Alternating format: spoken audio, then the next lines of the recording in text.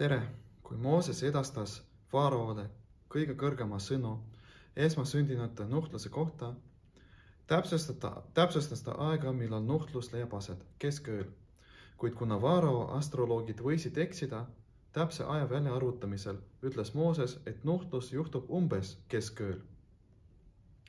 Jääb arusaamatuks, milleks üldse tuli teatada Faaraole nuhtluse alguse aega.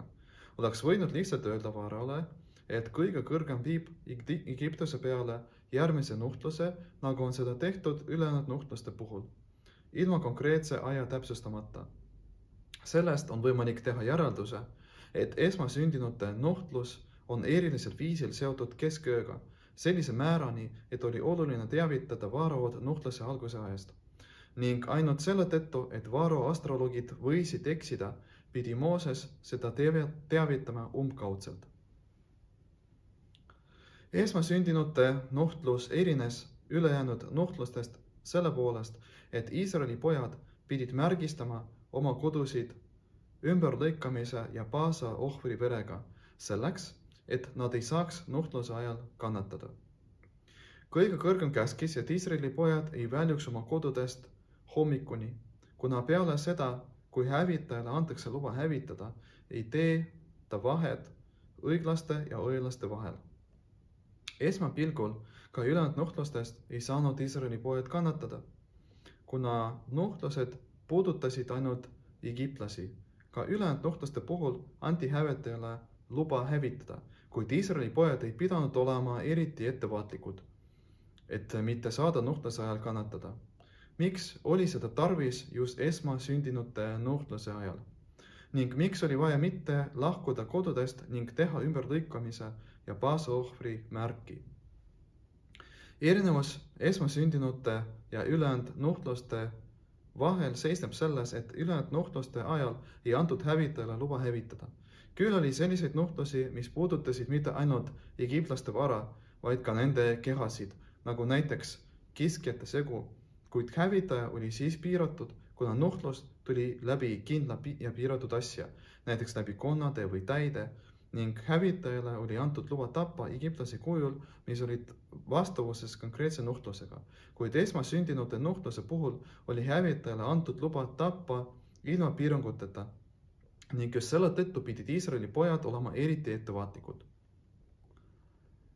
Sügavamal tasemel seisnes erinevus selles, et nuhtluste eesmärk ei olnud karistada egiptlasi, vaid anda neile teada, et mina olen Havaie, nagu seda mainitakse mitmes kohas, kus kõige kõrgem ütleb, et nuhtlus saadetakse selleks, et nemad teaksid. Seega ei puudutanud nuhtlus Iisraeli poegi, kuna nemad olid juba jumalikkusest teadlikud. Selle poolest erineb esmasündinute nuhtlus ülejäänud nuhtlustest, kuna nende ajal egiptlasi ei hävitatud täielikult ning nendel endal oli kasu sellest, et nad said teada, et on olemas kõige kõrgem. Kuid esmasündinute nuhtlusel oli tapetud kõik esmasündinud.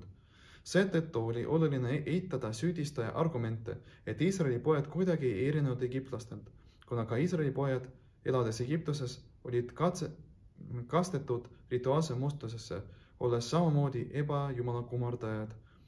Ning selle tõttu oli võimalik, et taevakohu saadik hävitaja ei teeks Iisraeli poegade ja egiptlaste vahel vahet. Kuigi esmasündinute nuhtlust viis Egiptuse peale kõige kõrgem ise, oli seal ka hävitaja, kes võis hakata süüdistama Iisraeli poegi. Selle tõttu Iisraeli poegi oli vajalik hoiatada, et hävitaja ei saaks nendele ligi. Selles on kaks aspekti. Esimene, kuna esmasündinute nuhtlus kehtis kogu Egiptuse maal, siis ükski märk ei aidanud ning ainuke soovitus oli mitte lahkuda kodudest. Ja teine, Iisraeli poegade kodudes kehtis hävitajale piirang ning tänu sellele oli võimalik eristada egiptlaste ja Iisraeli poegade vahel ning see eristamine oli seotud märgiga. Kuid endiselt jääb arusaamatuks. Kui süüdistajal oli võimalik öelda, et Iisraeli pojad ei erine egiptlastelt, kuna mõlemad olid ebajumala kummardajad, siis mis kasu oli märgist ja kuidas see sai kaitsta Iisraeli poegi esmasündinud tapmisest? Vastus on, et esmasündinute nuhtlus tuli sellisest jumalikkuse tasemest, mis on kõrgem kui kohuse mõõt. Loogilised argumendid võivad mõjutada tulemust. madalamatel ja piiratud tasemetel, kuid tasemel, mis on kõrgem kui kõik piirangud, puudub loogilistele argumentidel mõju. Selles on põhjus, miks esmasündinute nuhtlus toimus keskööl, kuna just keskööl särab jumalik valgus, mis on kõrgem kui kõik piirangud ning tänu sellele just sel hetkel on võimalik ühendada kahte öö osa, lahkust ja rangust. Öö esimene pool on seotud rangusega, nagu on näha, et iga hetkega läheb üha pimedamaks. Öö teisel pool särab lahkus, tänu millele läheb heledamaks. Keskööl ühendatakse neid kahte aspekti ning nagu on teada, kahe vastastiku asja ühendamiseks on vaja jõudu, mis on kõrgem kui need mõlemad aspektid. Teiste sõnadega, esmasündinute nuhtluse ajal avanes selline kõige kõrgem armastus Iisraeli poegade vastu, mis on kõrgem kui kõik loogilised argumendid. Ning kuigi intellekt võib küsida, mille poolest on Iisraeli pojad parem kui egiptlased, kui mõlemad on ebajumala kumardajad ja Eesav on Jaakobi vend, siis sellele vastab kõige kõrgem, et nemad on minu pojad ja ma armastan neid. Ning Eesavi ma vihkan. Tegemist on olemusliku armastusega, mida ei saa mõjutada ükski loogiline argument. Selle tõttu pidi Mooses ütlema Vaaraole, et esmasündinuid karistatakse keskööl, kuna siis avaneb valgus, mis on kõrgem kui kõik piirangud. Vastasel juhul ei usuks Vaaro ja tema teenijad, et ajal, kui hävitajale antakse luba hävitada, ei saa Iisraeli pojad kannatada. Kuid vaatamata sellele oli tarvis, et Iisraeli poegadel oleks märk. Kõik õnnistused, mis tulevad ülevalt, saabuvad meie maailma ainult tänu inimese teenistusele. Isegi kõige kõrgema olemuslik armastus Iisraeli poegade vastu avaneb meie maailmas ainult tänu meie teenistusele.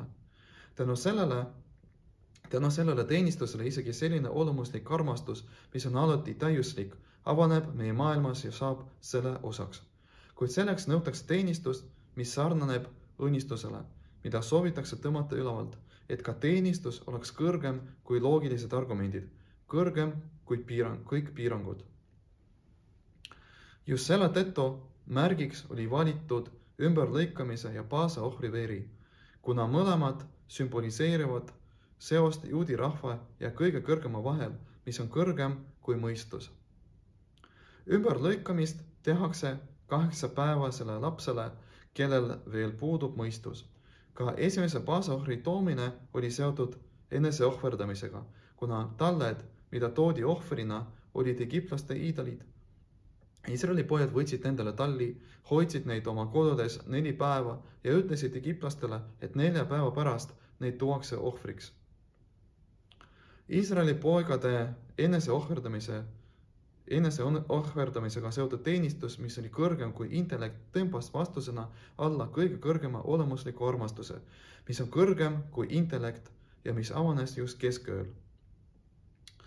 Tänu sellele on võimalik aru saada, miks meie targad mõnikord ütlevad, et Iisraeli pojad olid päästetud Egiptuse orjusest tänu sellele, et nad ususid, et varsti tuleb vabastus, ning mõnikord ütlevad meie targad, et meie esivanemaid päästeti tänu paasaohvri ja ümberlõikamise verele, kuna nii usk kui ka paasaohver ja ümberlõikamine on kõrgemad kui intellekt.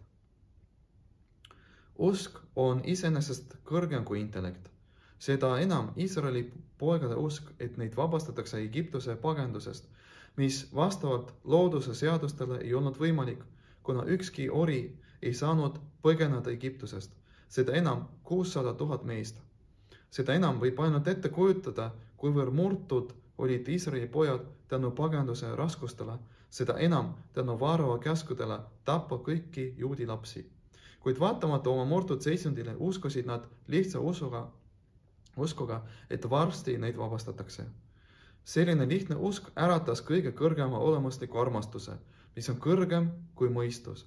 Kuid selleks, et see armastus saaks avaneda meie maailmas, oli tarvis, et ka Iisraeli pojad avaksid oma olemuslikku seost kõige kõrgemaga. Seda saavutasid Iisraeli pojad tänu ümberlõikamisele ja paasaohvri toomisele.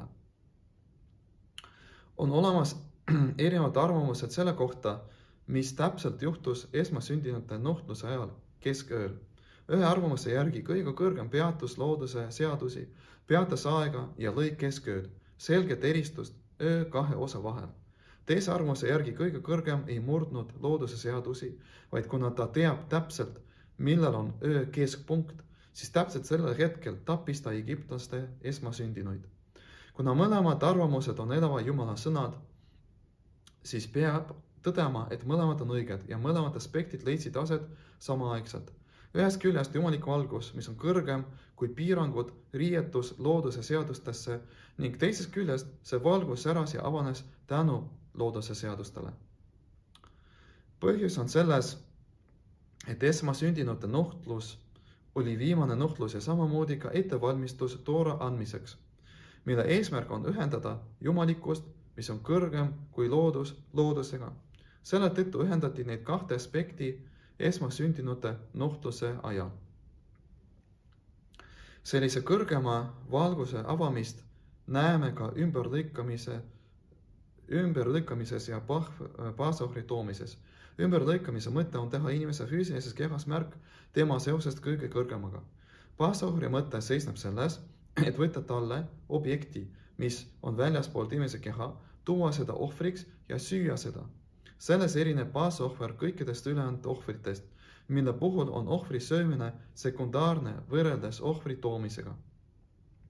Paasohvri puhul ohvri tuuakse söömise eesmärgil, kuna just söömisel sarnaneb inimene kõige rohkem loomaga ning isegi selles tegevuses peab väljendama inimese seos kõige kõrgemaga kujul, mis on kõrgem kui mõistus. Tõelise vabastuse mõte seisneb selles, et mitte ainult jumalik hing vabaneks keha ja loomaniku hinge piirangutest, vaid ka keha, loomanik hing ja inimese osa maailmas oleksid puhastatud ja toetaks kõige kõrgema teenistust.